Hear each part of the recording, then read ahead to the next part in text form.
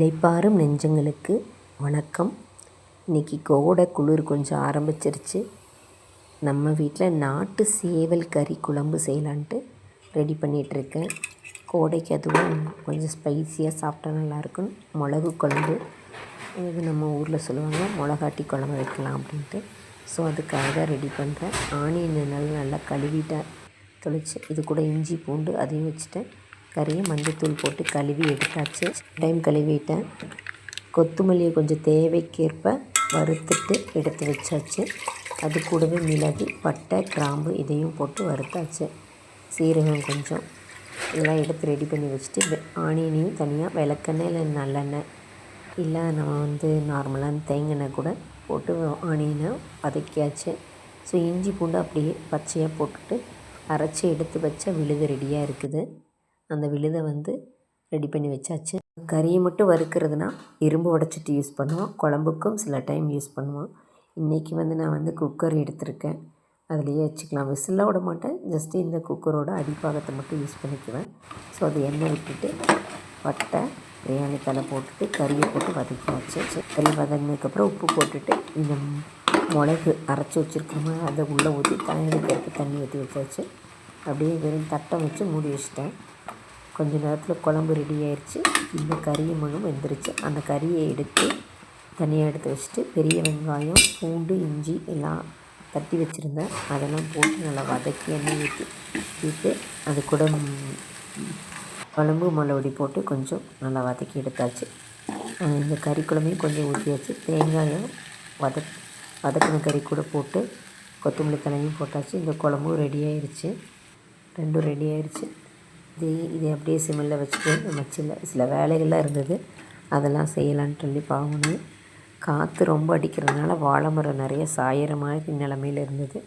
So எந்த வாழைத்தாரெல்லாம் முற்றி இருந்ததோ அதெல்லாம் அறுக்கலாம் அப்படின்ட்டு அதை போய் அறுத்தோம். 2 தார் முற்றிருச்சு. ஸோ அறுத்து எடுத்து வச்சாச்சு. பார்த்திங்கன்னா வாழை மரம் அப்படியே ரொம்ப சாயிற நிலமையில் தான் இருக்குது. முட்டு கொடுக்கும் வழி இல்லை. காற்று அவ்வளோ அதிகமாக அடிச்சுது. வரலன்னா மற்றவங்களுக்கெல்லாம் கொஞ்சம் சாப்பாடெல்லாம் போட்டு வச்சுட்டு தோட்டத்துக்கு கொஞ்சம் வாழை இலை, வாழைத்தார் அதெல்லாம் அறுத்தலாம் அப்படின்ட்டு போனேன். ஸோ 2 தார் பார்த்திங்கன்னா அறுக்கிற லெவலில் இருந்தது. அறுத்தாச்சு. இது கடைக்கு போயிடுவோம். அப்படியே இந்த வாழை மரத்தோட காற்று பார்த்திங்கன்னா 2 தார் இருக்குது இந்த பக்கத்துலேயே. இது பார்த்திங்கன்னா காற்று ரொம்ப வேகமாக அடிச்சுட்டே இருக்குது. இந்த மரம் சாயர் லெவலில் ஆகிடுச்சு. இதில் தான் நாங்கள் அறுத்தோம். அந்த வாழை ஒன்று இதில் தான் எடுத்தோம். இன்னும் பக்கத்துலேயும் இன்னொன்று இருக்குது. ஸோ அதையும் 2-3 நாளில் அறுத்துருவோம்.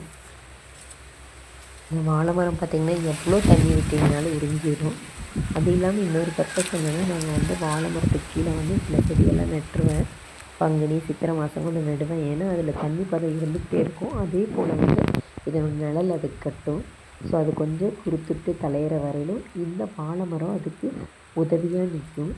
எப்போ இந்த வாழை தார் அறுத்துட்டோமோ அந்த வாழை மரத்தை அறுத்துருவோம். அப்போ அதுக்கான வெயில் தன்மை கிடச்சிடும். ஸோ ஆனால் அறுக்கும்போது கொஞ்சம் பார்த்து எடுக்கணும். அதுதான் ரொம்ப இம்பார்ட்டன்ட். ஸோ இலையெல்லாம் எதுவும் யூஸ் பண்ண லெவல் இல்லை. எல்லாமே காற்று நல்லா டேமேஜ் பண்ணிடுச்சு. அவ்வளோ ஃபாஸ்ட்டாக இருந்தது இன்றைக்கி காற்று. இதெல்லாம் முடிஞ்சது. இங்கே பார்த்திங்கன்னா இந்த வழியில் போகிற இடத்துலையும் கொஞ்சம் சில வாழை மரம் வச்சுருக்கோம். இதெல்லாம் இப்போ தான் கொஞ்சம் முத்த ஆரம்பிச்சிருக்குது. வாழைப்பூ இருக்குது. ஸோ அதை பறிக்கணும். கொஞ்சம் இன்னொரு வாழைப்பூ பக்கத்துலேயே இருக்குது. அங்கேயும் ஒரு நாள் யூஸ் பண்ணிக்கலாம் அப்படின்னு வச்சுருக்கிறோம். அடுத்த ஜென்ரேஷனுக்கு இந்த மாதிரியாக ஒரு பசுமை கிடைக்குமான்னு கேட்டால் கண்டிப்பாக டவுட்டு தான். அந்த இடத்துக்கு இயற்கை அழிஞ்சிக்கிட்டே போகுது. நம்ம புதுசாக உருவாக்குறோமோ இல்லையோ தெரியல. ஆனால் இருக்கிற அந்த மண்ணோட வளத்தை அப்படியே நம்ம அடுத்த சந்ததிக்கு கொண்டு போய் சேர்க்கணும். அதுதான் ரொம்ப முக்கியமாக கருதுகிறேன். இந்த வீடியோவில் உங்களை சந்தித்ததில் ரொம்ப ஹாப்பி. நம்ம கண்டிப்பாக நெக்ஸ்ட் வீடியோவில் பார்க்கலாம். தேங்க்ஸ் ஃபார் வாட்சிங் திஸ் வீடியோ.